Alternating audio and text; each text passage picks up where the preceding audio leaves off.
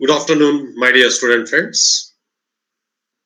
I welcome you all again to today's online GATE coaching class being organized by Jawaharlal Nehru Technological University, Anantapur, Kakinada, and Yogi Vemana University, Kadapa. Today, I would like to deal with two topics. Two small topics are remaining in the syllabus for this particular portion in structural engineering, which I have dealt. Solid mechanics. So only two topics are remaining in solid mechanics. One is shear center and another one is direct and combined bending stresses.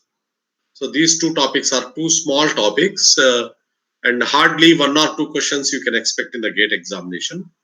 But however, I would like to complete them for the sake of completion so that there is not even a single topic left over in 2020 syllabus conducted by IIT Delhi. So if there are any changes in the new syllabus for 2021, I will come up with new videos for whatever topics that are remaining sometime in November and December once the IIT releases the new syllabus for the GATE 2021 examination. So meanwhile, if I cover these two topics today, the entire solid mechanics portion is completed. The structural analysis portion will be dealt by some other expert in the third phase. So please wait for that particular coverage.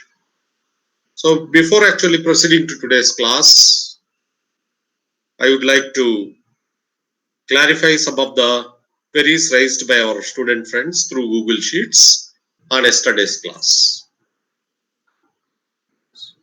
So first of all, Kartijallapalli, at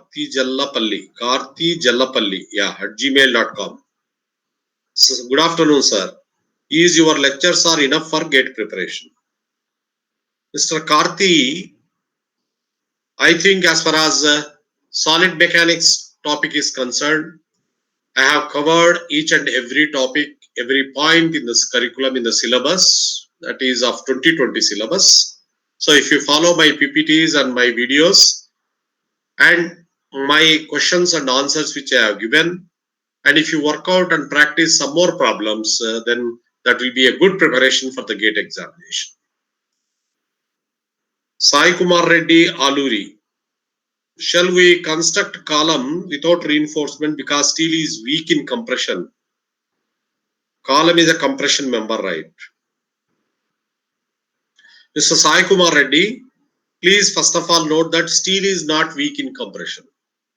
Steel is not weak in compression. Concrete is weak in compression, but concrete is weak in tension. That is why we provide steel reinforcement to take up the tensile stresses. Even though the column is basically a compression member, you cannot construct a column, RCC column, without reinforcement.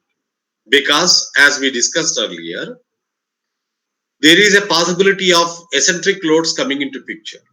So because of the eccentric loads, there will be certain moments developed in the column.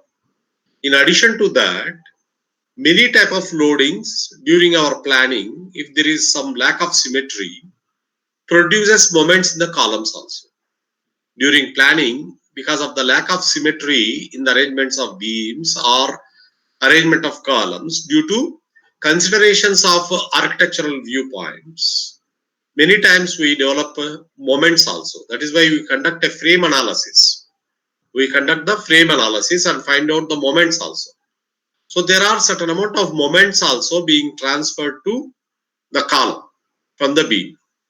So that is why you cannot construct an RCC column without the reinforcement. If you construct that, for any little moment that is developing in the column, the structure will fail because tensile stresses will come in the column and concrete cannot take tensile stresses. That is why you cannot go for an RCC column without steel reinforcement. So you have to invariably provide the steel reinforcement. As per the IS 456 code, the minimum steel reinforcement to be provided is 0.8% and the maximum is 4%. My maximum is 4% of steel is to be provided. Actually, maximum 6% is permitted, but from practical considerations, we provide a maximum of 4% steel reinforcement in a RCC call. So Divyakant49@gmail.com. Hi sir, thank you for your response. Your lecture is very clear and good. Thank you Divyakant for your nice compliments. Once again, thank you for guiding us to crack GATE exam by teaching all concepts clearly. Yeah, Divyakant, that is our idea. And see that as many students get benefited with these lectures, online lectures, and the whole idea with which I have taken up this online teaching is to make the students clear about the concepts. I know in different teachers are teaching in affiliated colleges in different styles, but the way solid mechanics is to be taught is to make the concepts clear so that the student need not remember any formulae and substitute in the examination. So remembering formulae and substituting in the examination is a tough task. It is straining our mind to remember so many formulae. So that is why my effort is to teach the concepts so that you go to the examination with the understanding of the concept. So there is no need of any remembering formulae and there is no need of a special preparation for the examination. Once you understand the concept, it will be there in your mind at any point of time. So with that concept being clear, you can crack the GATE examination, IES examination, or whatever examination you are writing, you can easily crack that. So that is my idea. We thought many students will get benefited with the online lectures. Actually, around 8,000 students have subscribed to our online lectures, but unfortunately, the viewership is not that much good, which is really discouraging. We are seeing initially the viewership was around 1,000, and gradually the viewership has gone down. Though offline viewers are coming and seeing in huge number, but online viewership has gone down. I don't know what are the reasons for that, but I am getting a very good feedback from the students that the lectures are good, but why they are not coming on online, I don't know. Maybe the timing is inconvenient. 3 to 5 timing may be inconvenient, or I don't know what are the reasons for that, but many students are looking at the videos on offline. That's good. Okay, that's also one way of achieving our objective. So please use these videos, and the way I am teaching this subject is to see that your concepts on this topic are very clear. In solid mechanics, your concept should be very clear. That's why that is the focus of my online lecture here. I'm very fond of this subject actually. So I taught this subject many number of times, and even recently when I was director at IIIT Develop, I taught these subjects to second year students there, second year civil engineering students. So got a very good, wonderful feedback there also in IIIT. So my focus is always when I teach this subject, my focus is always to see that you get a clear concept of the topic. So that's how I am focusing and teaching. Thank you, Divyakant. Thank you for your encouragement. Divyakant49@gmail.com. Could you tell about theories of failure concept as briefly as possible once? And my doubt is those failures are practically applied or not. Theories of failures are practically applied. All the theories of failures are practically applied, Ms. Divyakant. It is not that they are not applied. They are applied. But only thing is, a particular theory is applicable for ductile materials. A particular theory is applicable for brittle materials. A particular theory is applicable for matching with the experimental results. So accordingly, you have to plan which theory you have to use, which theory you have to use in judging the theories of failure, or otherwise which theory you have to adopt for designing such that there is no failure. So you have to be very clear. And again, repeating the total theories of failure concept, I don't think it is viable now, because you can go through my video, you can go through that video on theories of failure, which will be very clear. I have made it very clear in theories of failure that always in theories of failure we compare two things. One is the complex stress system represented by the principal stresses. The second thing is the material strength at the yield point or elastic limit. So this is the two things we compare depending upon the each theory of failure. So if you take principal stress theory, we are saying that the major principal stress should be equal to the direct tensile stress at the elastic limit, or the minor principal stress is equal to compressive stress at the elastic limit for the material. So that is a comparison. If you take the principal strain theory, we are saying that the principal strain, major principal strain must be equal to the tensile strain at the elastic limit, or minor principal strain is equal to the compressive strain at the elastic limit. So that's what the comparison. In the second theory of failure. The third theory of failure, if you take the shear stress theory, the comparison is between the shear stress due to principal stresses, that is sigma 1 minus sigma 2 by 2. So the principal stress sigma 1 minus sigma 2 by 2 must be equal to the stress at the shear stress at the direct tension. So if sigma yt is the elastic limit stress, then the shear stress is sigma yt by 2. So sigma 1 minus sigma 2 by 2 is equal to sigma yt by 2. That is the governing equation. Similarly, if you take strain energy theory, if you take the strain energy theory, the strain energy due to principal stresses must be equal to the strain energy at the elastic limit due to simple tension.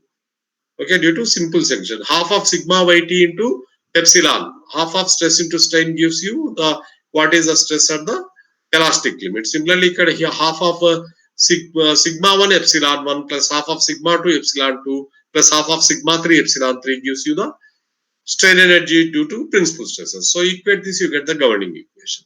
Similarly, shear strain energy. The shear strain energy due to sigma 1, sigma 2, sigma 3 must be equal to the shear strain energy at the elastic limit in the simple tension. So this is 5 theories of failure concept. So please go through the video, Divakant. I have given in detail about all these 5 theories of failure. You please replay the video, and if you get any further doubts, you can contact me on my email address sudarsanarao .civil@jntua.ac.in. Sai Kumar Reddy Aluri at gmail.com. What will be there in second phase? Okay, already second phase timetables have been released. The second phase is going to start from 26th of this month, and from civil engineering we are having fluid mechanics and water resources engineering dealt by Professor Prasad Raju garu, Rector JNTU Kakinada, and RCC, design of RCC is dealt by Professor Jairam Reddy, Yogi Vemana University. So you can look forward for the second phase from 26th onwards. Pooja Kunukuntla at gmail.com. Hello, sir. Can you give us practical cases for 4 indications of end conditions of the column, which is used most for construction? So, if you take generally all the columns, we consider that they are fixed at both ends. Most of the columns, they are fixed at both ends. All the columns are fixed in the slabs into the beam. The columns are taken into the beam. So generally, whenever you go for a multi-storied structure, in all the cases we use columns which are built in at both ends.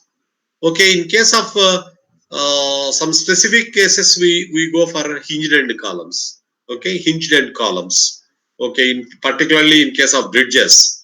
Particularly in case of bridges, we go for one end of the column is fixed and the other end of the column is hinged. Okay, but if you see electrical poles, if you take the example of electrical poles, they are fixed at one end and free at the other end. So like this, you can find out the practical examples for different end conditions. Hope this would have satisfied you, Pooja. Lokesh, thank you, sir, for your lectures of GATE classes on structural engineering. Your explanation is also very good and can easily understand. My question is there any column exists with one end hinged and the other end free? One end hinged and other end free? No. First of all, I would like to thank the Lokesh for your good compliment on me that my classes are very good and my explanation is also very good. Thank you very much. The second thing is, if you have a column with one end hinged and the other end is free, it is unstable. The column becomes unstable. So there is no such end condition possible. So only one end fixed and the other end is free is stable. So only that end condition is possible. Bhavita1234 at gmail.com. Sir, please explain radius of gyration, slenderness ratio, and moment of inertia. Okay. Moment of inertia, I have explained any number of times. Again, I will repeat to you. Moment of inertia is expressed with respect to an axis. So if we consider one axis, maybe generally we consider neutral axis. So moment of inertia is expressed about the neutral axis or centroidal axis, whatever the case may be. Okay, moment of inertia is called second moment of the area. The second moment of the area. So if we have area A, we have to consider for calculation of the slenderness ratio. So slenderness ratio is defined as the ratio of L by R minimum, L equivalent or L effective length divided by R minimum. That is the slenderness ratio. So the strength of the column depends upon this slenderness ratio and the flexural rigidity of the column. So please, I hope this has clarified you about the slenderness ratio, the radius of gyration, and moment of inertia. Tarak@gmail.com. Sir, your teaching style is very good. And how many subjects will you teach in this GATE online class? Tarak, thank you for your compliment. You liked my teaching style. My focus is to see that you get clear concepts. That is my idea. Thank you very much for your good compliment, Tarak. How many subjects will you teach in this GATE online class? Right now, I have been allocated with this particular subject, the solid mechanics. So I am completing this solid mechanics subject today. So I don't know whether I will take one more subject in third phase. Let me see the scenario. Okay. Thank you very much, Tarak. mtraju9670 at gmail.com. All classes are going on very nicely, sir. Can we call bending and buckling same in column? If not, differentiate between them, sir. Yeah, thank you very much, Raju, for your compliment that all classes are going very nicely. Thank you. See, buckling and bending, they're slightly different. They're slightly different because buckling is in a stage it is causing a lateral displacement. If you apply, the buckling takes place because of the compressive load. The buckling takes place because of the compressive load. So you have a column, long column. You have a long column and try to press the long column. It buckles laterally. Okay, it buckles laterally. So that is called as buckling. On the other hand, you apply a moment on the column.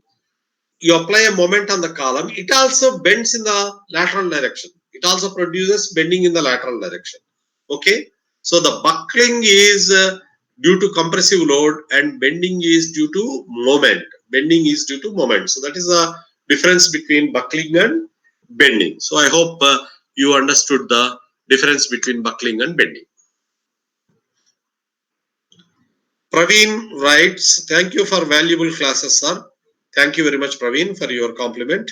Is there any relationship between normal stress, major and minor principal stresses? Also explain the mathematical expression.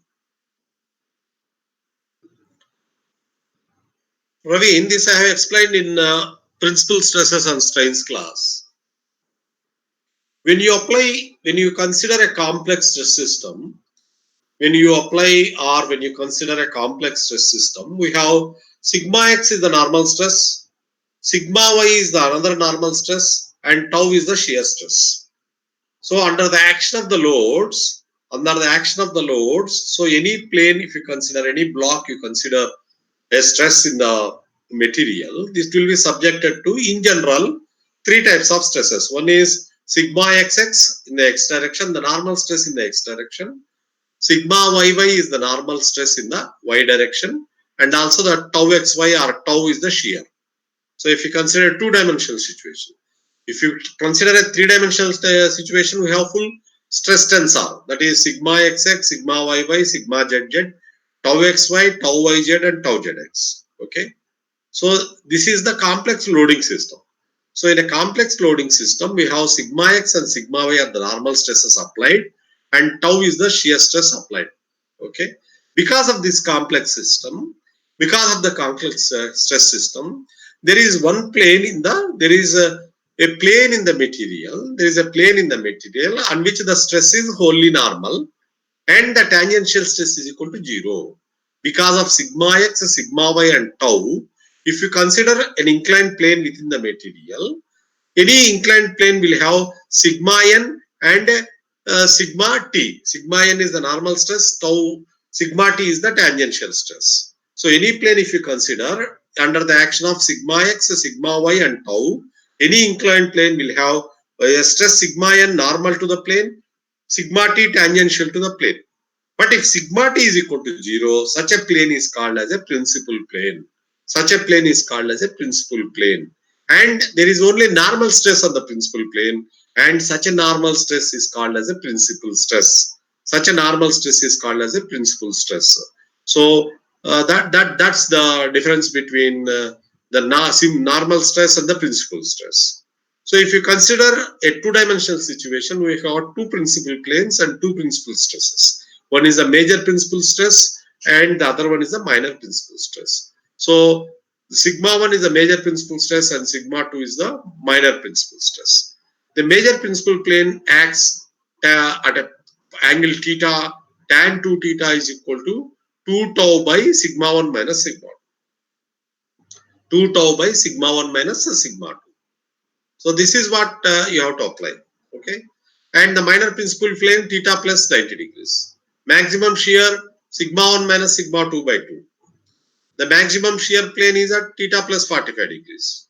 So these concepts I have explained in principal stresses. The mathematical expression to calculate the principal stresses sigma 1 2 is equal to sigma x plus sigma y by 2 plus or minus half of under root of sigma x minus sigma y by 2 whole square plus 4 sigma x minus sigma y whole square plus 4 tau square.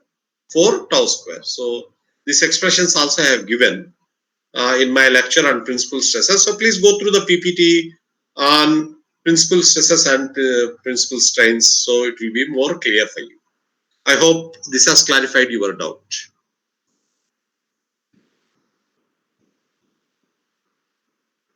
Praveen is asking one more question. In a freely hanged prismatic beam, how the maximum stress occurs on the support and no stress at the free end?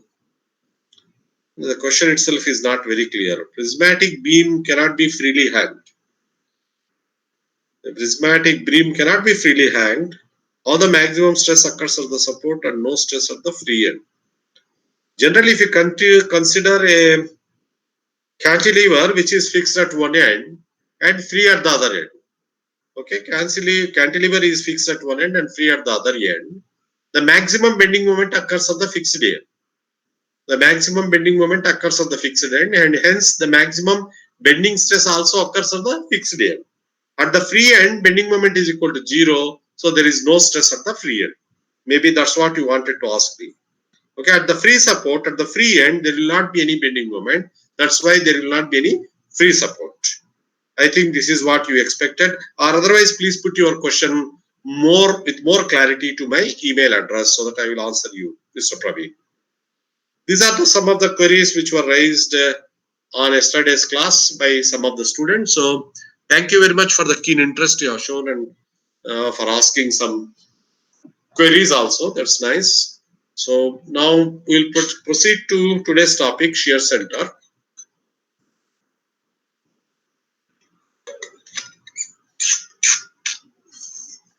This is a very small topic. Shear center is a very small topic in structural engineering.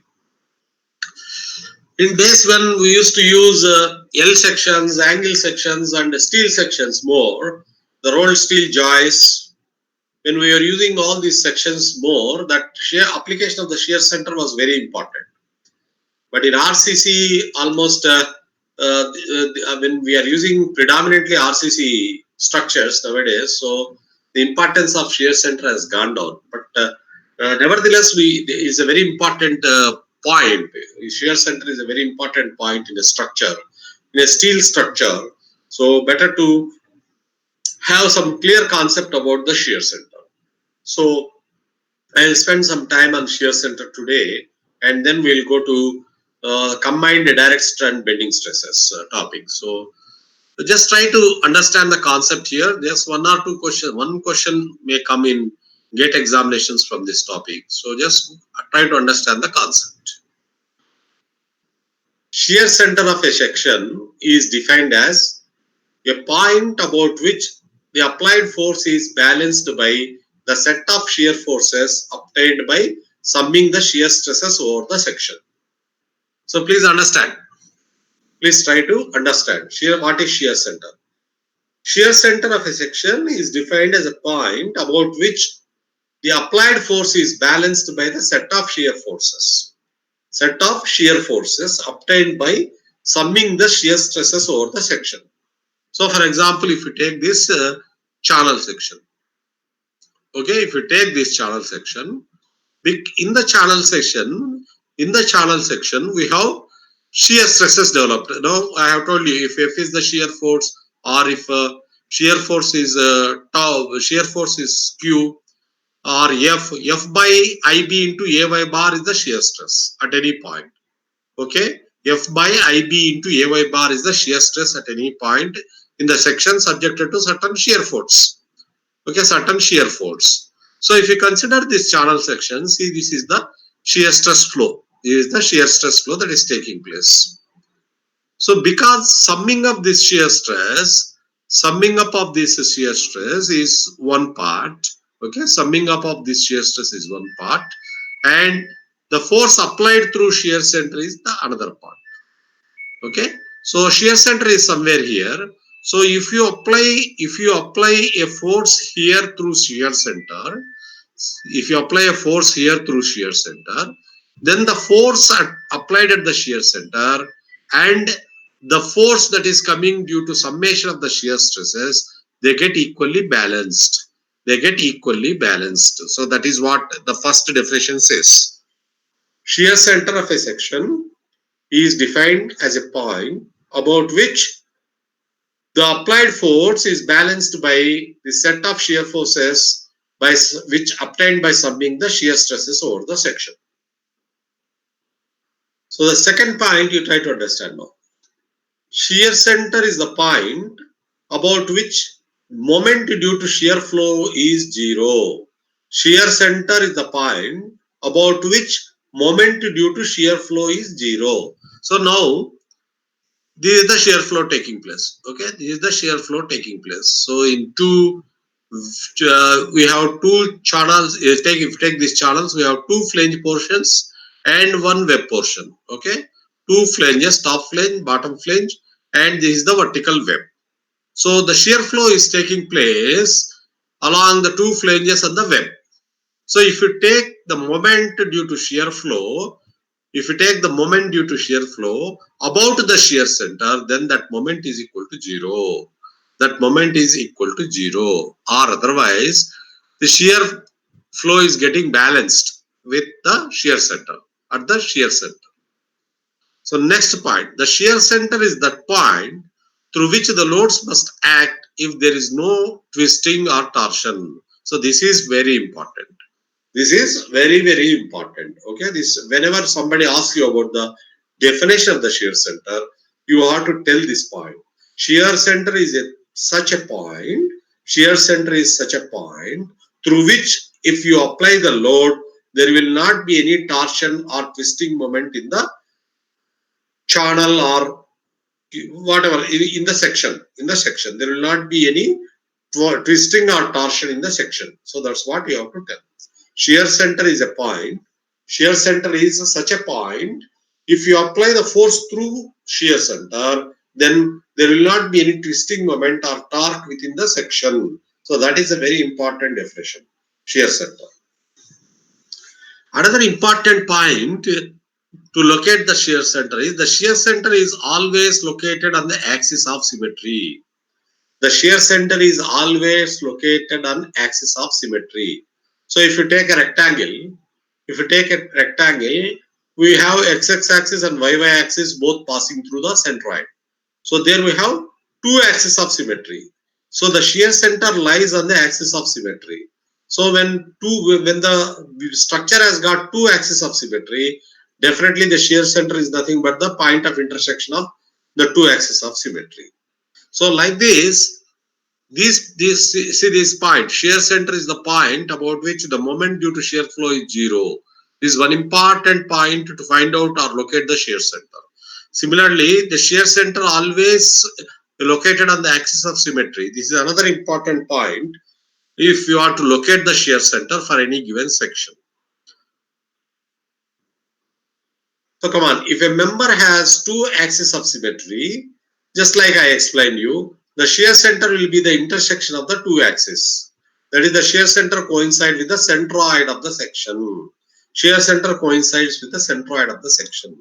So if you have any member which has got two axes of symmetry, the point of intersection is centroid, and that is nothing but the shear center for a member which is having two axes of symmetry. So for example, if you take a rectangular member or a circular member, if you take a rectangle or a circle, the centroid is nothing but the shear center.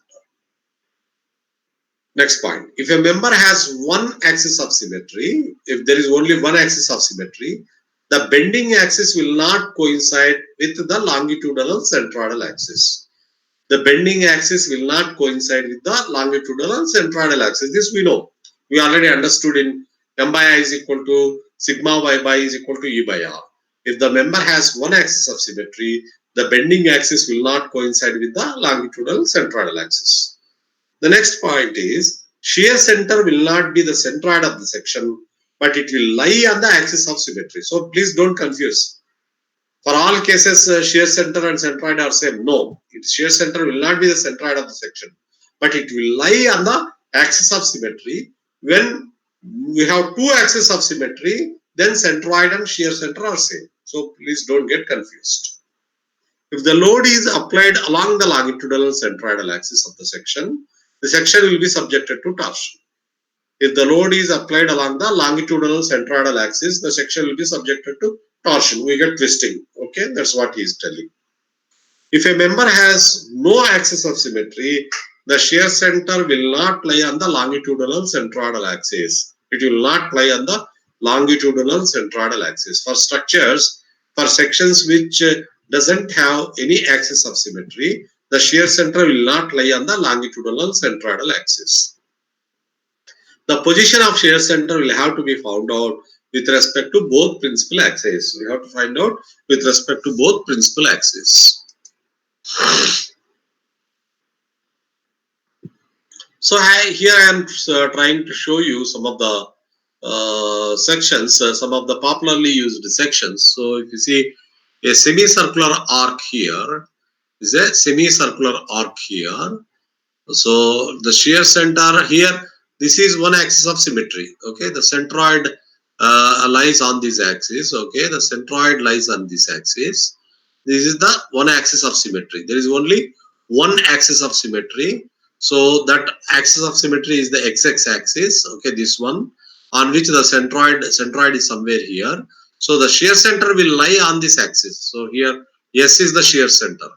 S is the shear center, you can see. So this is lying on the centroidal axis. Similarly, if you take an unsymmetrical channel section, okay, for a symmetrical, if you take a symmetrical channel section, this will be the symmetrical axis. X axis will be symmetrical, but Y axis will be unsymmetrical.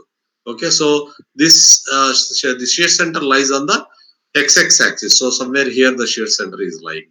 So if you apply force through this point, then there will not be any torsion in the section. Okay, there will not be any torsion in the section. See here, centroid is lying here. So don't think that the shear center and centroid are same. They are different. When both the axes are same, then they are same. Okay, they are same. So this is a portal section. Okay, this is a portal section here, and again we have the vertical axis as the axis of symmetry. The vertical axis is the axis of symmetry. So the shear center lies on the vertical axis. This is not the axis of symmetry. So it lies on the vertical axis. Similarly, if you take a symmetrical eye section, we have both x axis and y axis. Both are axis of symmetry. Both x axis and y axis are both symmetrical axis, and their intersection point is centroid. That is also nothing but the shear center. For this is symmetrical eye section. If you take an unsymmetrical eye section, then you will have y axis is the YY axis is the axis of symmetry. XX axis will not be the axis of symmetry. So see, the shear center lies on YY axis. It is not lying on the XX axis. So centroid is here, the intersection of XX and YY axis, and shear center is above the centroid here. So you need to find out. For the channel section, I've already explained the centroid. So like that, the centroid, like that, you have to find out. See, this section, if you take XX axis is the axis of symmetry. So the centroid is lying here somewhere. C is lying here, but S, the shear center is lying on the XX axis. So similarly, semicircular arc already I have explained you. This is a circle, open circle. So the centroidal axis is this one. This is not. This is the only symmetrical axis. YY axis is not symmetrical axis because there is an opening here. So this will be the symmetrical axis. So the shear center lies here on the symmetrical axis. So these are somewhat the extensions already I explained. So if you take a circular section, this open circle already explained. If you take a T section, YY axis is the axis of symmetry. So it lies on the YY axis. If you take a rectangle section, both XX and YY axis are axis of symmetry, though intersection point is nothing but the shear center. If you take a circular section, same case, both are symmetrical axis. So the centroid is nothing but the shear center. Unsymmetrical section I already explained you. Angle section I have already explained you. Okay. So jet section, for jet section also, YY axis is the only axis of symmetry. So it lies on the YY axis. So see XX axis is no, yeah, this in this case, if the two flanges are equal, then jet section will become symmetrical. So if jet section becomes symmetrical, then the centroid is nothing but the shear center. Both XX and YY axis are two axes of symmetry. If you take a trapezoidal section, YY axis is the axis of symmetry. XX axis is not axis of symmetry. So that's why it lies on the YY axis. See, centroid is here, but it is not lying on the XX axis. It is lying on the YY axis. Similarly, for a triangle also, you can see YY axis is the axis of symmetry. So the centroid is the intersection point here, but shear center is here. So these are some of the important sections. You can just remember, just have a look about those sections. And there are few questions, one or two questions that have appeared in GATE examination. Just let us see. I think only one question I have seen. Shear center for an angle purlin is located at. So this is the angle. Okay, shear center. This is the angle. Where does the shear center lies for this angle? That's the question. X, Y, Z, none. Okay, X is here, Y is here, and Z is here. So shear center will lie on the axis of symmetry. Okay, shear center lies on the axis of symmetry. So for this section, this is the axis of symmetry. This is the axis of symmetry. So it lies on the axis of symmetry. But if the shear center is out at Y and Z, if you consider the shear flow like this, you consider the shear flow like this. If you want to balance this shear flow, the shear center must be in the inside part, not at the outside part. So to balance the shear flow, we have to have this on inside the channel section. So this purlin section. So X, this must be lying on the X is the correct answer. So like this, you have to judge this. In a section, shear center is a point through which, if the resultant load passes, the section will not be subjected to any torsion. If the resultant of the load is passing through the shear center, then it will not be subjected to any torsion. So D is the answer. The point within the cross-sectional plane of a beam through which the resultant of the external loading on the beam has to pass through to ensure pure bending without twisting of the cross-section of the beam is called, naturally it is shear center. There is no twisting. Such a point is called as a shear center. The possible location of the shear center for the channel section below is P, Q, or S. So if you consider here, we know this is XX axis is the axis of symmetry. XX axis is the axis of symmetry, and YY axis is not the axis of symmetry. So this is the intersection of XX and YY axis. So R is definitely not the shear center. R is definitely not possible to be the shear center. So now let us see the other points. Now if you observe the shear flow, this is flowing like this from the top web to top flange to the web, and then it goes to the bottom flange. This is the shear flow. Okay, to balance this shear flow, the force must act outside the channel section. So outside the channel section, it cannot be inside the channel section. So if it outside the channel section means there is only one point P. So P is the correct answer. So answer A is the correct. So if you actually take the moment, W into E is equal to FH.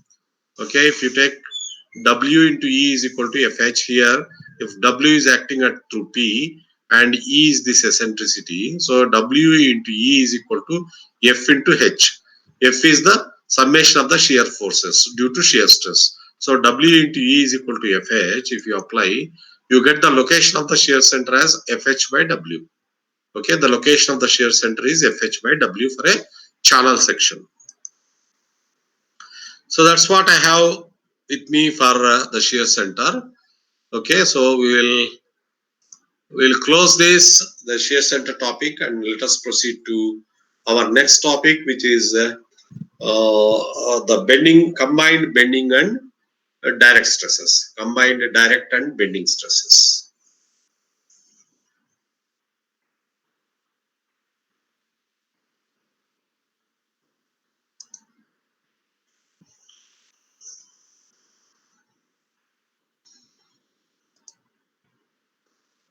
What is this combined direct and bending stresses?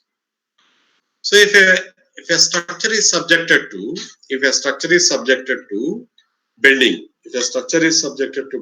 we have, due to the bending, we are getting compressive stresses and tensile stresses. This we know.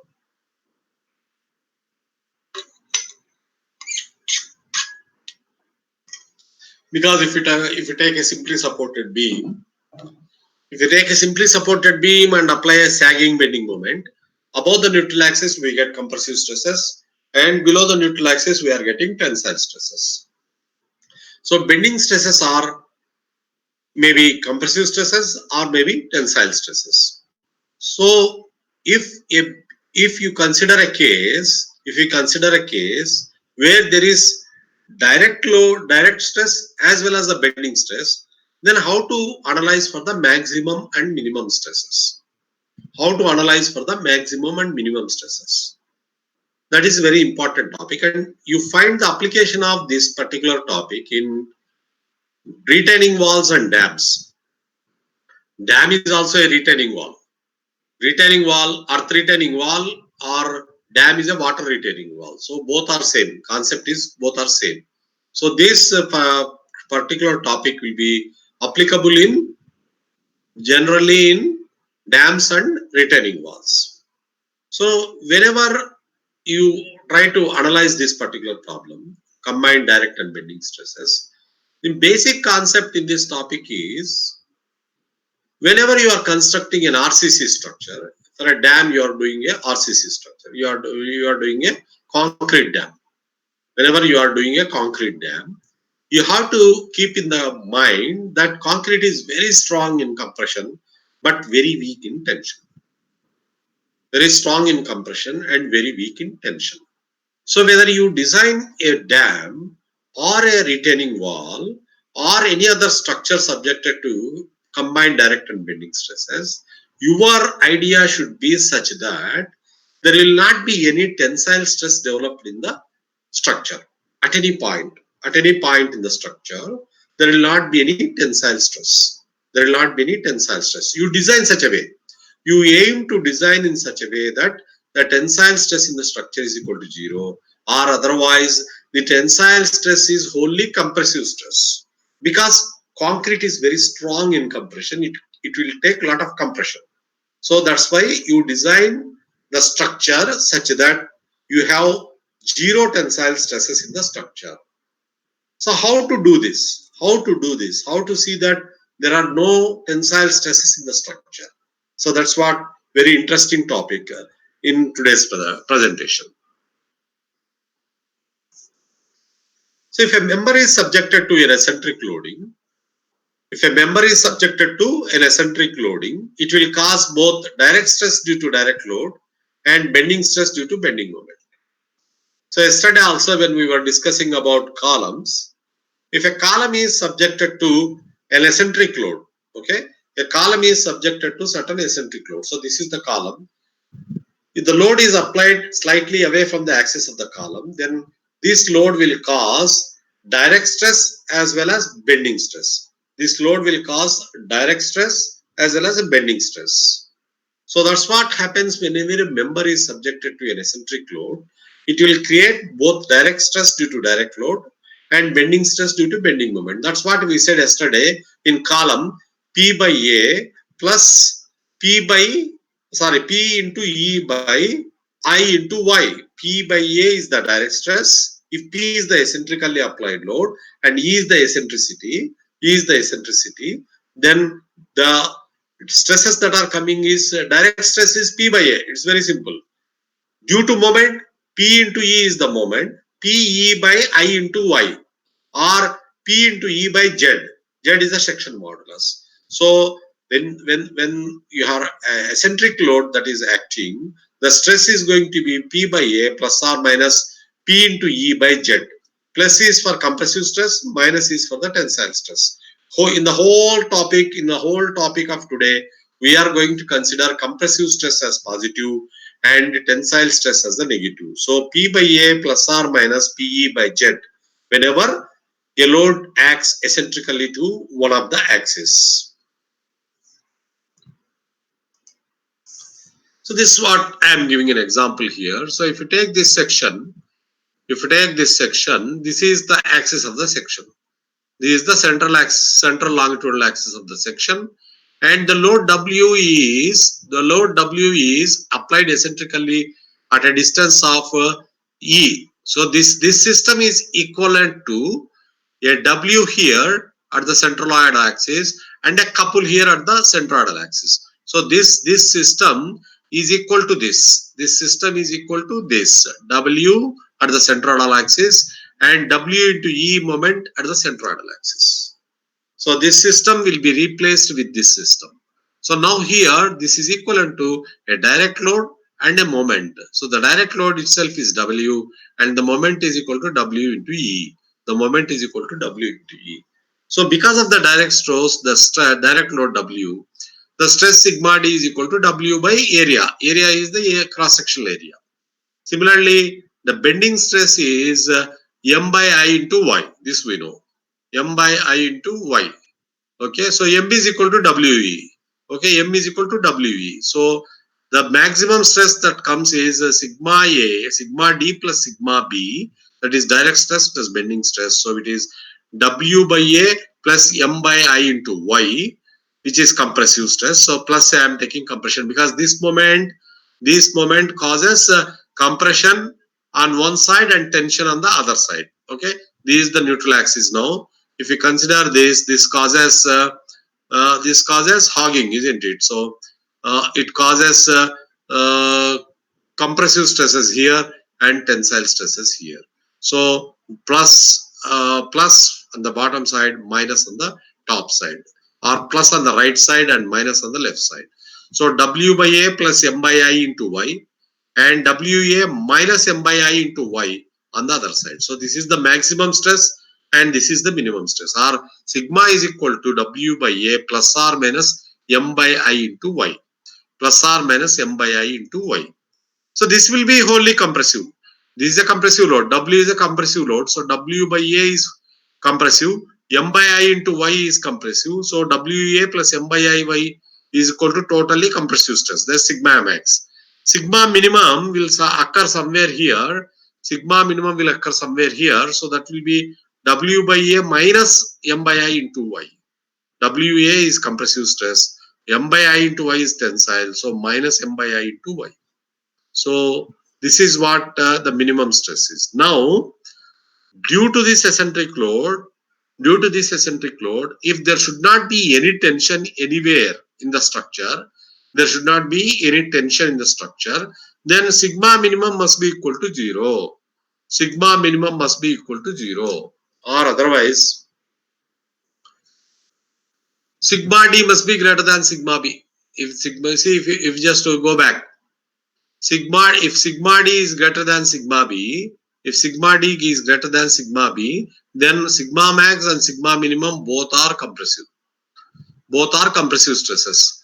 If sigma d is less than sigma b, then we have a possibility that we get a tensile stress somewhere in this structure. Okay, so you see, this is how the direct stress takes place. This is sigma d, is nothing but W by A. So bending stress, if you can see, some portion will be in the negative side, compressive stress, and some part will be in the tensile side, positive side, compressive stress. Tension is taken as negative, compression is taken as positive. So if sigma d is greater than sigma b, then if you sum up these two, then we get some compression here and maximum compression here. So it will be a trapezoidal variation if sigma d is greater than sigma b. If sigma d is exactly equal to sigma b, then if you sum up these two, sigma d and sigma b, so this is sigma d. Sigma d and sigma b, if they are equal, this will become 0 here, and here 2 times sigma d, it will be triangle. So still there is no tension. Still the stress is totally positive, that is compressive. But if sigma d becomes less than sigma b, then you get sigma minimum, you get negative. So here you get tensile stresses. So partly tensile and partially compressive. So whenever we are designing a concrete section, our effort will be to design such that this case won't appear. Tensile stress case doesn't come in. So from this condition, we have understood that if sigma d is greater than or equal to sigma b, then there will not be any tension in the structure. So what is the condition now? Sigma d is W by A. What is sigma b? M by I into M by Z. What is M? WE. Z is I by D by 2. So this will be WE into I into D by 2. Okay. So I, let us take AK square, where K is the radius of gyration. So if you take I is equal to A into K square is the radius of gyration. So if you substitute WA by A should be greater than or equal to WE into D by 2AK square, or from this simply you get E should be, the eccentricity should be less than or equal to 2K square by D. 2K square by D, where K is the radius of the gyration and D is the depth of the section. So when you apply an eccentrical load, if the eccentricity is less than 2k square by d, then there will not be any tension in the structure. On the other hand, if the eccentricity is more than 2k square by d, then you are going to get tensile stresses in the section. So that is a concept. The concept is sigma d must be greater than sigma b. So worst case, sigma d is equal to sigma b. So sigma d is equal to sigma b. That is the worst case up to which there will not be any tension. So sigma d is equal to sigma b. If you apply, you get E is equal to 2k square by d. So E cannot exceed 2k square by d. So that's the concept here. Now with this concept, now let us define core or kernel of a section. Very important point. Core or kernel of a section. Core or kernel of a section is the area within which, if the resultant load is applied, there will not be any tensile stresses within the section. So this is the core I am showing here. So first understand the definition. Core or kernel of a section. Is defined as that area within which, if the resultant load is applied, within which the resultant load falls, then there will not be any tensile stresses in the whole section. So here in this hatched portion, if you are seeing, if the resultant load is falling within this area, anywhere within this area, if the resultant load is falling, then there will not be any tensile stress in the whole section B into D. So here we have considered a rectangular section whose breadth is B was the depth. This is B, dimension parallel to Y is B, and dimension parallel to depth is YY axis is D. So if you take this section, this is the XX axis, two axes of symmetry, XX axis and YY axis. So if you take this rectangular section, let us see what is the kernel area or the core area. So we know what is the cross sectional area of the rectangular section. It is B into D. Cross sectional area is B into D. What is moment of inertia about YY axis? It is BD cubed by 12. Okay, BD cubed by 12. So radius of gyration is equal to K is equal to root of I by A, or K square is equal to, if you substitute BD cubed by 12, it is D square by 12. K square is equal to D square by 12. So eccentricity E must be equal to 2K square by D. So if you take E is equal to 2K square by D, you get E should be D by 6. So if you take, this is the YY axis, the eccentricity on one side can be D by 6. The eccentricity on one side can be D by 6, not more than D by 6. So if you take D by 6 from Y axis on one side, another D by 6 on the Y axis on the other side. So if the load is D by 6 plus D by 6, so total D by 3. So total D by 3 length. Okay, total D by 3 length along the x-axis. If you take similarly in eccentricity with respect to x-axis, so this is again moment of inertia Ixx will be b cubed d by 12. B cubed d by 12. So k square will be b square by 12. So eccentricity will be b by 6. So similarly in this direction, the eccentricity can be b by 3 on one side and b by 3 on the other side. So total length will be b by 3, b by 6 plus b by 6, b by 3. So if you take this rhombus area where d by 3 this side and b by 3 height, okay, in this area, within this area, the eccentricity is within the limits. The load can be anywhere within this area. So if the load is falling within this area, the eccentricity is within b by 6 or d by 6. So there will not be any tensile stress developed in the section. So this particular area is called as the core of the section or kernel of the section. So you understood how to get the core of the section or kernel of the section. You have to see that what is you have to find out what is the maximum eccentricity.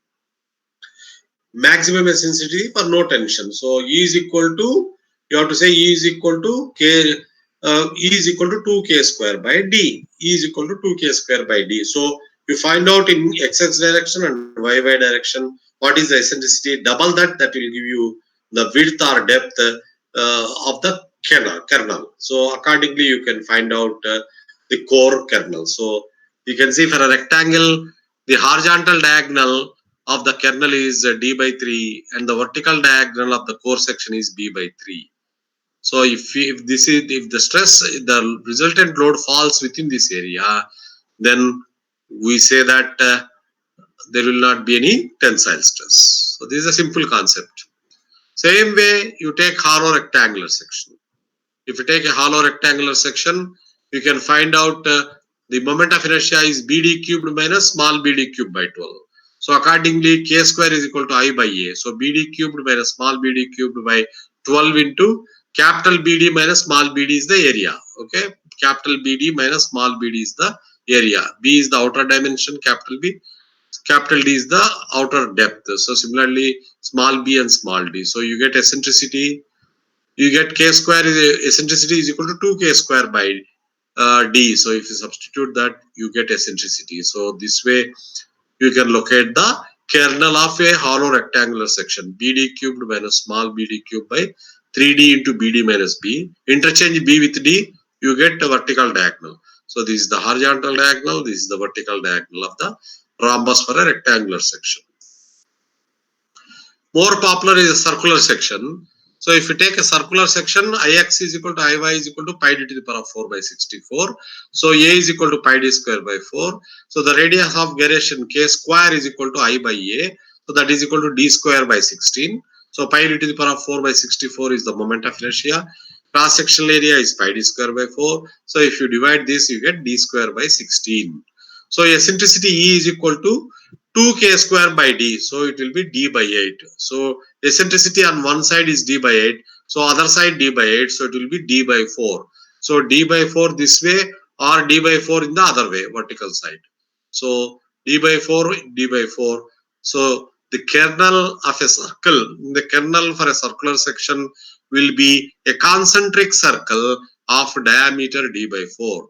A concentric circle of diameter d by 4. So if you apply load within this d by 4 diameter, there will not be any tensile stresses within the section. So just concept, you keep concept. Concept is the stress, direct stress should not exceed bending stress. Sigma d must be equal to sigma b. So from that you get E is equal to 2k square by d. That's it. So with that concept, you can find out kernel of any given section.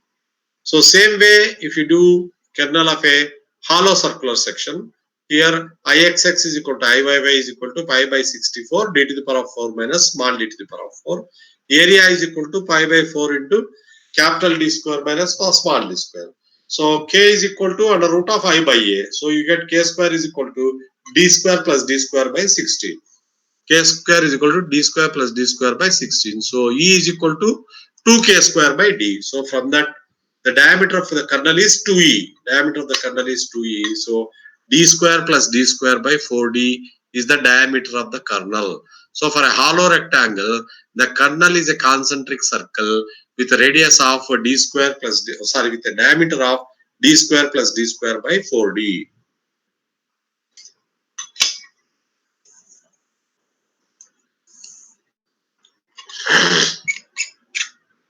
So let us consider a section. Typically, this is a column section. Typically, this happens in a column which is subjected to biaxial bending. The columns subjected to biaxial bending is an example for this problem, the practical problem. So if you consider a column here, if load is applied at this point, say W, the load is applied at this point, you have eccentricity with respect to x-axis as Ex, eccentricity with respect to y-axis as Ey. So this is column subjected to biaxial bending. So we have eccentricity in both directions, x direction as well as the y direction. So how to find out the stresses in such a case? That's what we are going to see. So let us say W is the load and Ex is the eccentricity about YY axis. So eccentricity about YY axis is Ex. Eccentricity about XX axis is Ey. So we got Ex and Ey are the eccentricity. So let us say A is the cross-sectional area of the section. Let us say A is the cross-sectional area of the section. So now, what is the bending moment about XX axis? So if you take bending moment about XX axis, Mx, you call as bending moment XX axis Mx. So it will be W into Ey. Okay, axis and perpendicular distance. So W into Ey is the bending moment about XX axis. Similarly, bending moment about YY axis will be W into Ex. W into Ex. So we got Mx and My. So we have Mx and My. Now let us find out the stresses at the corners of A, B, C and D. Stresses at corners of the section A, B, C and D. So now before going to that, let us find out first which moment causes compression on which side. First, if you take Mx, that is bending moment about XX axis. So if you take Mx, so this load is acting like this, the moment Xx is acting like this. So if you take Mx, compressive stress will be acting due to Mx. The compressive stress will act above XX axis. So above XX axis, all this area is in compression because this is Mx.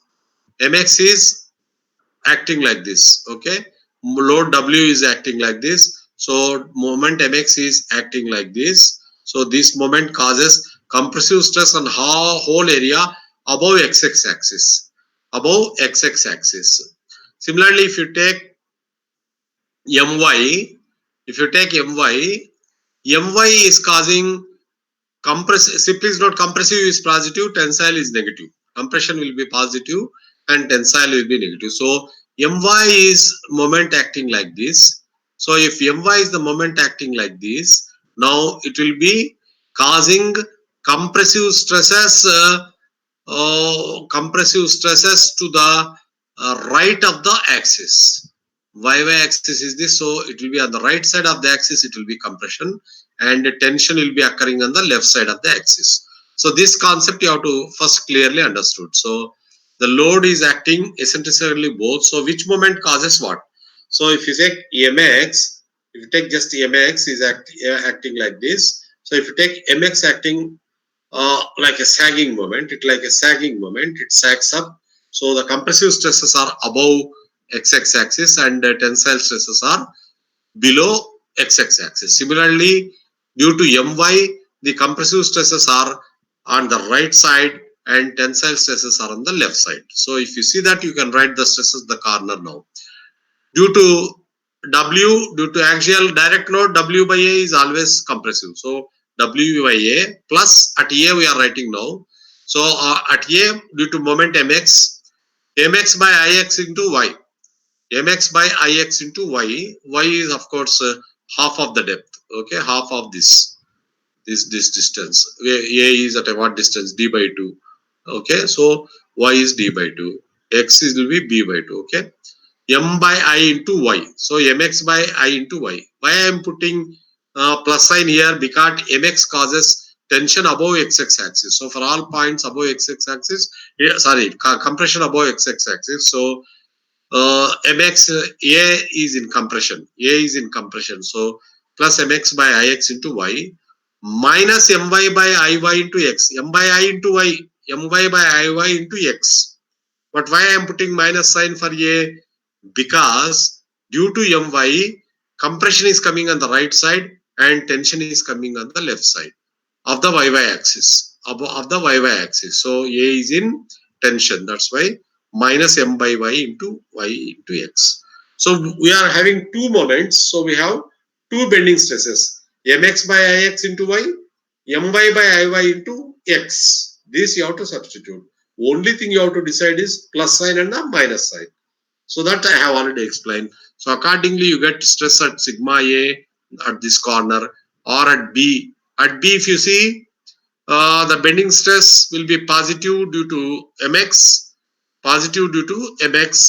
and the bending stress will be, of course, my also positive because right is positive. So if you come at B, we have both both positive stresses. Similarly, if you come to C here, then we have due to mx we get tensile stress and due to my we get compressive stress. So this is C. So it is minus sign and this plus sign. So if you go to corner D here, we get tensile stress due to mx and tensile stress due to my. Both mx and my both cause tension at corner D.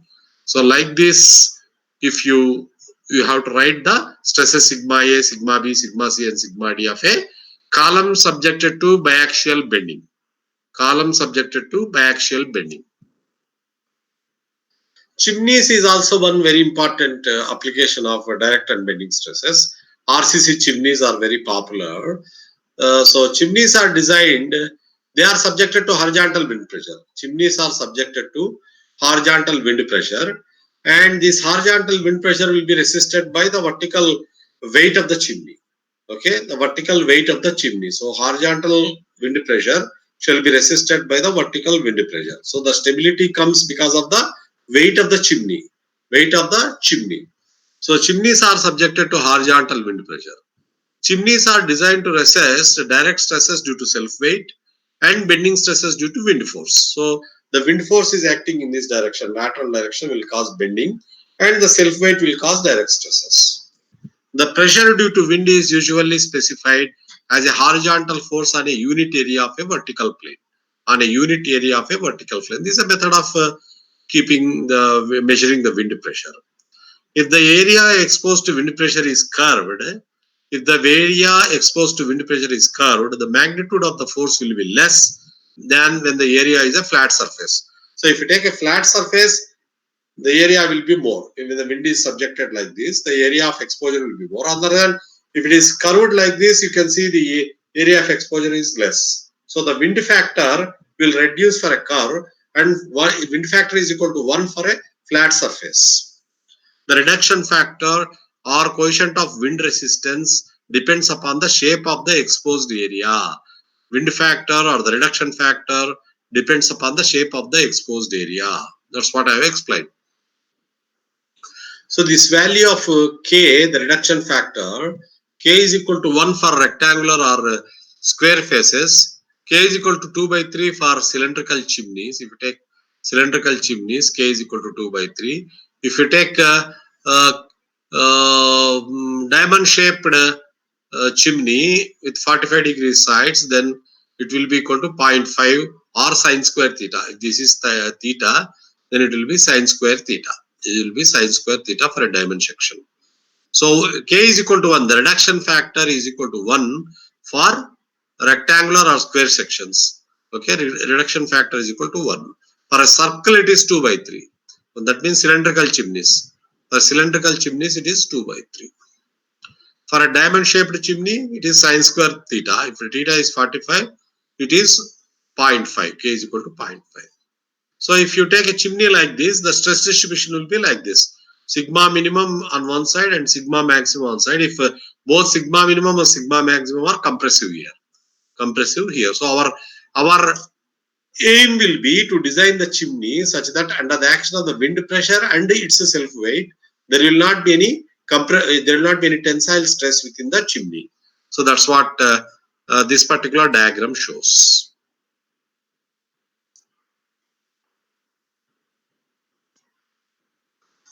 So the same bending moment at the base is equal to, for the chimney, bending moment at base is equal to P into half of the height, h by 2. So the direct stress is W by A, bending stress is M by Z, and the maximum stress is sigma D plus sigma B, and minimum stress is sigma D minus sigma B. Same, whatever I explained earlier. So another important application is earth retaining walls and dams.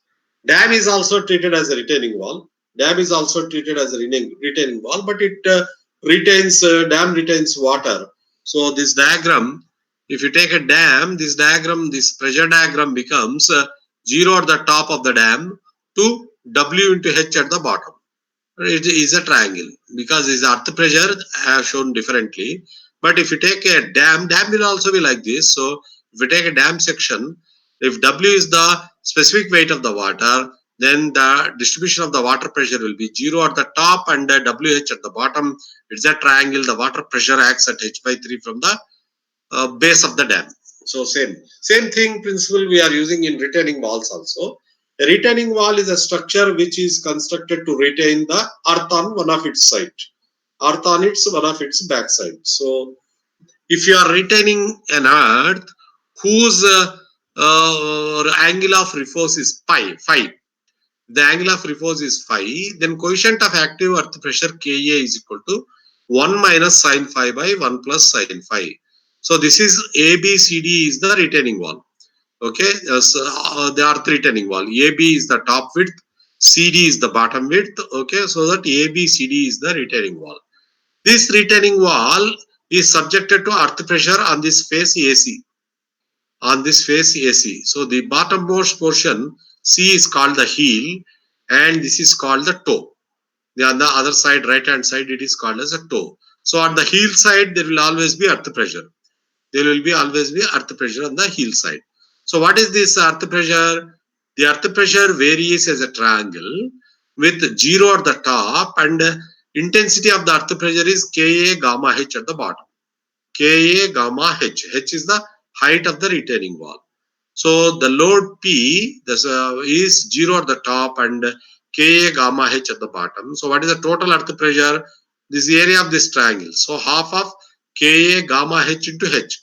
So it is Ka gamma h square by 2, which is the area of this total earth pressure diagram. Okay. So where Ka is the coefficient of active earth pressure, which is 1 minus sine phi by 1 plus sine phi, where phi is the angle of repose. So here Ka is the active earth pressure coefficient, gamma is the density of earth which is retained, h is the height of the earth retaining wall. So h is the height. So the total horizontal earth pressure P is equal to area of this triangle. So half of base is Ka gamma h, height is h. So the total earth pressure is Ka gamma h square by 2. So the total P acts at a height of for the centroid. So centroid for this triangle is at a height of h by 3 from uh, base of this triangle. So it acts at h by 3. So this is the point of action of P. So because of this P, there is uh, there can take place sliding and overturning. There can take place sliding and overturning in the retaining wall. So the self weight of the retaining wall will try to resist this overturning and the sliding due to this horizontal earth pressure. That is the concept. There is horizontal earth pressure. Because of this horizontal earth pressure, there can be sliding and overturning. So to resist this sliding and overturning, the weight of the retaining wall is going to resist. The weight of the retaining wall is going to resist. Same concept is used in dams also. The the force due to water pressure will be resisted by the weight of the dam. The weight of the dam. So the weight of the dam is or the retaining wall is the stabilizing load, and water pressure or earth pressure is the destabilizing loads. They are called the destabilizing loads. So in case of retaining walls or dams, we consider generally 1 meter length, okay, because continuous length will be there. So we generally consider 1 meter length. So the distance of this retaining wall from the vertical face, let us see. Just go back to previous diagram. So you see this is ABCD. So this is a trapezium. Okay, this is a trapezium. So if you say AB is equal to A, then if you drop a vertical line here, this will be A. This total width is B. Then the centroid of this trapezium, lies at G. The centroid of this trapezium lies at G, whose location is at C. The x is equal to C. Let us say, I will show you what is x here before going there. So the centroid G, if you draw a vertical line, the entire weight of the dam acts through G. The entire weight of the retaining wall acts through D. W is the weight. So it cuts the base at E. So this distance CE is called X. The distance CE is called X. It is the location of the center of gravity of the retaining wall, CG of the retaining wall. So you know from our 10th class knowledge, 8th class knowledge, the center of gravity for trapezium is equal to A square plus AB plus B square by 3 into A plus B from the vertical face. So this is the vertical face. This is A. This is B. So this is centroid x. This CE is x. This centroidal distance from the vertical face, which is equal to A square plus AB plus B square by 3 into A plus B. So we know this CE or x. This x we know. We can calculate what is x, where the centroid of the retaining wall, where through which the weight of the retaining wall is passing through. We know this. Now, if you look at the previous slide, this is the weight is passing, and the horizontal force is passing like this. P is also passing through G. Okay, G is at its height of h by 3 from the bottom, and x from the vertical face. What is x? I have already given you. So this is centroid or center of gravity. P is acting like horizontally. W is acting vertically. This is the diagonal is the resultant stress. The direction of the resultant stress. The resultant stress will be under root of W square plus P square. The resultant stress will be under root of W square P square, and its angle if it is alpha, the resultant stress angle if it is alpha, tan alpha is equal to P by W, or from the figure you can see tan alpha is equal to x dash by h by 3. So it is, if you write this as x dash, okay, see EF is x dash, EF is the x dash, this is h by 3 is the height, this angle is alpha, so the resultant is GF, the resultant is going in the direction GF. So if you take this angle alpha, then tan alpha is equal to EF, that is x dash, by height h by 3 by GE is equal to h by 3. So x dash by h by 3, it is P by W, tan alpha is equal to P by W, or it is also equal to x dash by h by 3. So if you equate these two, you get x dash is equal to P by W into h by 3. Okay, it is P by W into h by 3, where P is the earth pressure, force due to earth pressure, W is the self weight of the retaining wall. So the x dash is equal to P by W into h by 3.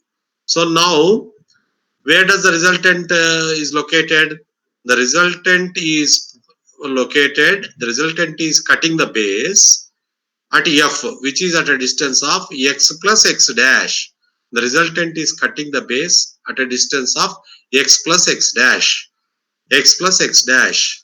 So if B is the base width, the eccentricity is equal to B by 2 minus x plus x dash.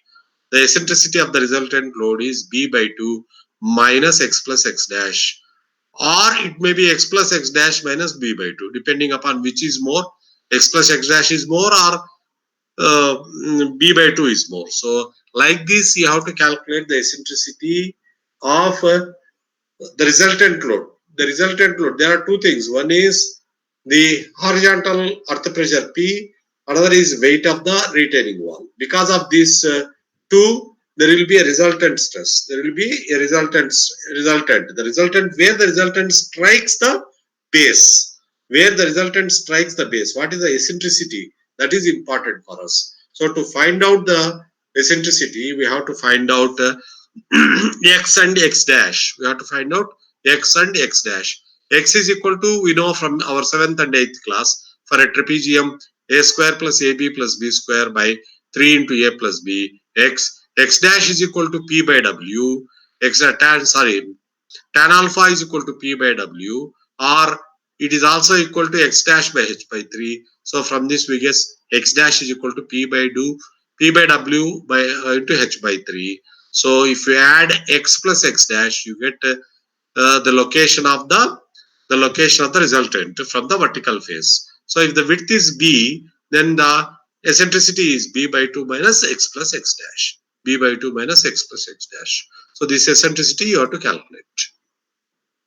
Once you know the eccentricity, the intensity of the stress at the base is W by A. Area base width is B, area length is taken as 1 meter. So W by B into 1. Okay, W by B into 1. Okay, W by B into 1 plus or minus W into E, moment. W into eccentricity E, W into E by W by Z. Okay, W E by Z. Z is B D square by 6. Length is L, width is B square. So 1 into B square by 6. So if you simplify this, it's W by B into 1 plus or minus 6E by B. This equation is very important for any dam or retaining wall. For any dam or retaining wall, the stresses at the base W by B into 1 plus or minus 6E by E. If you take plus, you get at the heel. You take minus, you get the toe. If you take plus sign, you get the stress at the heel, the maximum stress. If you take minus sign, you get the minimum stress of the toe. So this equation is very, very important. So please, this is keep in this mind. Sigma x maximum or minimum can be obtained by W by B into 1 plus R minus 6E by B. This is a very, very important equation for a chimney, for a dam, whatever it is. Where W is the self weight, where W is the self weight of the dam or the chimney. So if you consider the stability of the wall, For no tension to occur, there should not be any tensile stress, means E should be equal to B by 6. E should be less than or equal to B by 6. Because you go back to previous slide. What is the sigma minimum? Sigma minimum is equal to W by B into 1 minus 6E by B. Okay, 1 minus 6E by B. If sigma minimum is 0, till that point there is no tension. So if sigma minimum has to become 0, 1 minus 6E by B is equal to 0, or E is equal to B by 6. E is equal to B by 6. So if E is less than B by 6, then there will not be any tension If E is equal to B by 6, then at the heel, the stress is just 0. At the heel, the stress becomes just 0. Okay.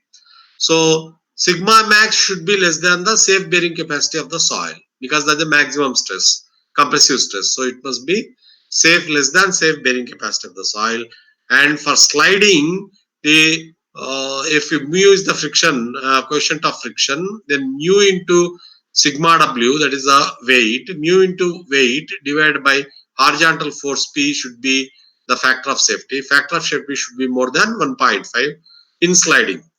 2 in sliding. Factor of safety should be more than 2 in sliding. So factor of safety is equal to mu into weight of the retaining wall divided by the total earth pressure force, so mu into W by P gives the factor of safety against sliding. So if factor of safety against sliding is more than 2, then we say the wall is stable. So in another important factor of safety is with respect to overturning. So with respect to overturning, if you say moment P is the horizontal force, H by 3 is its height from the base. So the moment M naught is equal to P into H by 3. So P into H by 3. So the restoring moment is due to self weight. I told you the weight of the dam resists the overturning moment. So the restoring moment is W into B minus X. So W into B minus X. X is already I have given A square plus AB plus B square by that, all that. So if you know, the restraining moment is this one. So the factor of safety against overturning is M naught by MR. And it should not be less than 1.5. It should be more than 1.5. For a factor of safety should be more than 1.5 for overturning. So with these concepts, let us try to solve some of the problems. The Kearney area or core of a solid circular section column of diameter D is a concentric circle of diameter D equal to, this we have already derived. Okay, this we have already derived. So this is D by 8. So 2D by 8. So D by 4. The cairn of the core is D by 4. So C is the correct answer. I already explained this for both solid circle as well as a hollow circle. I have explained this. So please go back and see that slide. C is D by 4.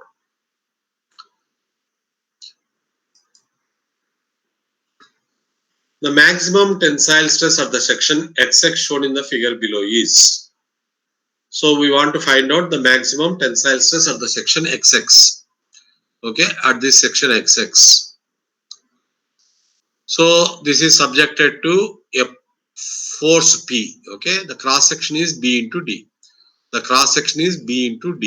Now if you take here, if you take this section XX here, see here there is a reduction in area. So the eccentricity is coming into picture. So P is acting like this. So it will create eccentricity at the section XX. So come on. So if you see this diagram, this portion is L by 3, this portion is L by 3, and this portion is L by 2. So L by 3. So this is 3 parts, L by 3, L by 3, and L by 3. Cross section is B into D. So this is subjected to axial force P here. Now we want to find out the stresses at XX. So what is the eccentricity? If you see the depth here, this is D by 2, this is D by 2. Okay, this is D by 2 above P, this is D by 2, this is D by 2. So what is the eccentricity here? Eccentricity here is becoming D by 4. Okay, at section XX, This is the eccentricity is d by 4. The eccentricity is d by 4. So what is moment at the section? P into d by 4. P into d by 4. P into d by 4 is the moment. So now we know the maximum tensile sigma max is equal to P by A plus PE by Z. P by A plus PE by Z. So we have to write P by A plus PE by Z. And area is equal to B into D by 2. This area, this portion is area is B into D by 2 because depth is only D by 2. So area is equal to B into D by 2. And what is section modulus? I by D by 2. Okay, I by D by 4. I by Y. I by D by 2 by 2. So Y is equal to D by 4. 1/12 of B into depth is D by 2 cubed. So you get moment of inertia. 1/4 of BD square. Eccentricity is D by 4. So moment is P into D by 4. So now write sigma max is equal to direct stress first. P by area. What is area? Area is BD by 2. So P by BD by 2 plus P into D by 4 is the moment by section modulus Z, M by Z. Z is equal to 1 by 24th BD square. So if you get the maximum stress is 8P by BD. We get maximum stress is equal to 8P by BD.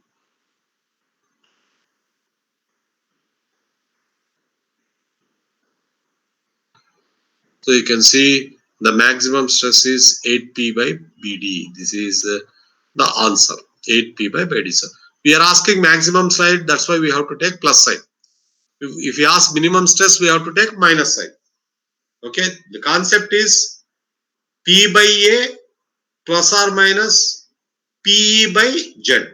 So okay, P by A plus or minus PE by Z. So in this case at section XX, the depth is D by 2. So the eccentricity is D by 4. The eccentricity is become half of that. So half of this depth. So D by 2 by 2. So D by 4. So eccentricity is D by 4. So moment is equal to P into E. P into D by 4. Moment. So that is our. What is Z? Section modulus. For a rectangular section, what is section modulus? It is 1/6 of BD square. So 1/6 of B into D square. D is D by 2. So that will give you section modulus. So now what is there? You have to simply write P by area. Area is B into D by 2 plus M by Z. PE by section modulus. That will give you the maximum stress. Let us go to mechanical engineering question. So for the component loaded with a force F shown in figure, the axial stress at the corner point P is. So we want to find out the axial stress at the corner point P or the corner point P. So we are applying an eccentric load F. Okay, we are applying an eccentric load F. So we want to find out the stress at P. So stress at P will be due to direct stress F and also due to its moment. Due to its moment. So P by A, the direct if the direct force is F, F by A plus moment due to F by Z. That's what we have to do. Okay, so consider that now. Let us consider the axial force is F acting here. What is the distance from the axis here? This total length is L. This total length is L. This is B. So he has given this as L minus B. So this as L minus B has given for us. So the moment is equal to F into L minus B. Okay, the moment is F is equal to the moment M is equal to F into L minus B. So write M is equal to F into L minus B. So this is done. Now, at point P, if you want to find out, the maximum stress at point P. So we have to write the stress due to direct force plus stress due to moment. Stress due to direct force, axial stress is F by area. Okay, F by area. What is area? What is area? F by 2B into 2B. Okay, the cross section is given 2B into 2B. So F by 2B into 2B, that will give you direct stress. So that is F by 4B square. Now we have to also find out the stress due to moment. So M by Z or M by I into Y. Okay, m by I into y. So what is m now? F into L F into L minus B is the moment. So F into L minus B divided by I. I is what? 1/12 of BD cubed. So 1/12 of 2B into 2B whole cube. So this is I into what is distance from the farthest fiber P. We are calculating at this point P. So this width is 2B. This width is 2B. So distance of the farthest fiber is 2B by 2 or otherwise B. So Y for point P is B. So substitute B. So that's it. That will give you the stress due to bending. So now the total stress is due to axial load plus bending. So add F by 4B square plus 3F into L minus by 4B cubed. So if you take 4B cubed as LCM and simplify, you get F into 3L minus B. So F into 3L minus B, D is the answer. F into 3L, F statement 2 is true.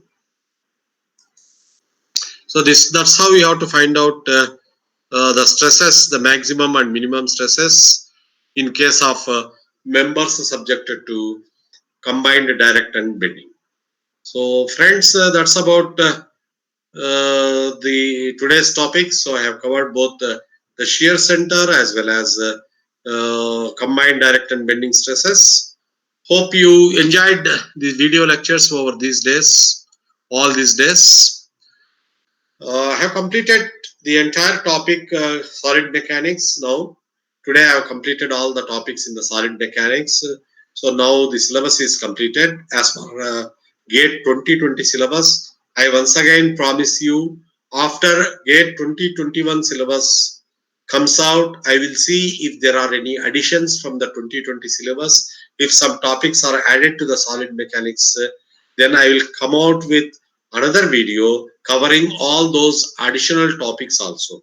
So at present for solid mechanics, you can simply follow my PPTs and my video lecture. That will make you very clear about the concepts and you will be able to easily answer all the questions that coming from GATE examinations from solid mechanics. So today the entire solid mechanics topic is completed and I hope you enjoyed my video lectures. I hope you have enjoyed my online lectures. Many people are seeing my videos offline also. Many people have expressed their feedback also that my lectures are very clear and I have made the concepts very clear. So thank you very much for your compliments. If you have liked my video lectures, if you have liked my online coaching and GATE, so please give me a good feedback. Whenever JNTU Anantapur asks for a feedback form, they supply. So give me a very good feedback and try to follow and review all the PPTs as quickly as possible.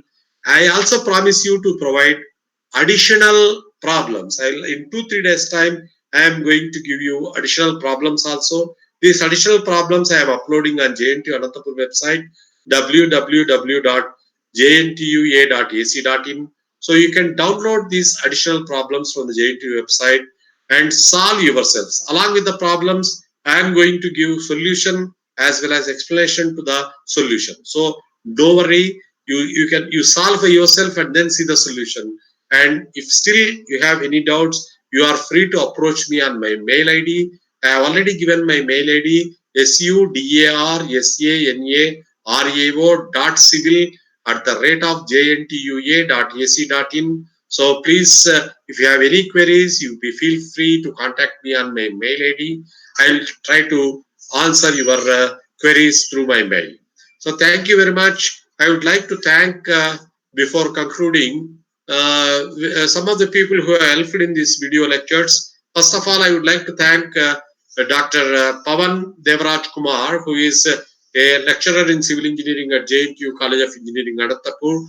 And also, I would like to thank Professor Jairam Reddy, a professor in Yogi Vemana University Civil Engineering Department, College of Engineering at Produttur. So these two people have helped me in the content development. So I would like to sincerely thank them for helping me in developing the content.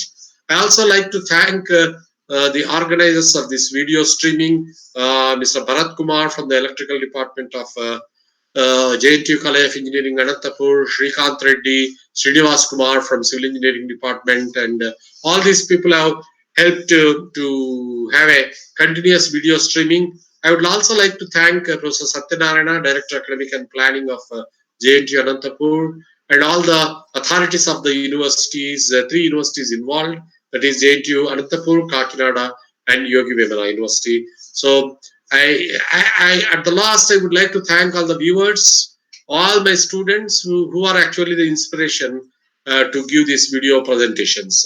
So hope you enjoyed well, and I promise you to meet again by in terms of new videos as and when necessary. Thank you very much. Bye bye. Take care and have a very nice evening and the rest of the days of this Corona lockdown. Be safe and take care of your family, take care of your elders, and have a wonderful time. And I wish all the students that you crack the GATE examination very well. You will be doing very well, and you will come up with very good scores in the GATE examinations. So, all the best. Good luck. See you soon. Bye.